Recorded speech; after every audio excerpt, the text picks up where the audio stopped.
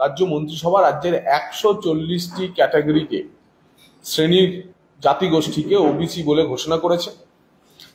আমরা যেটুকু জানতে পারছি, এ এবং বি ক্যাটাগরির মধ্যে আগে যেমন এ ক্যাটাগরির 10% সংরক্ষণের সিংহভাগ মুসলিম জনগোষ্ঠী ছিল এবং বি ক্যাটাগরিতে ছিল মূলত হিন্দু ওবিসিটা 66টি শ্রেণীর।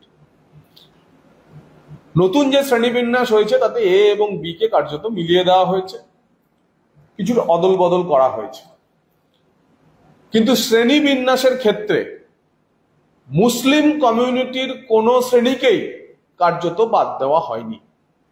অর্থাৎ সরকারের ওবিসি সংরক্ষণের মাধ্যমে আসলে যে ঘুর পথে মুসলিমদের সংরক্ষণ দেওয়া, মুসলিমদের সুযোগ পাইয়ে দেওয়া, সরকারের ভোট ব্যাংকের সংরক্ষণ করার উদ্দেশ্য ছিল, সেই লক্ষ্যেই সরকার নতুন ব্যবস্থা কায়েম করেছে।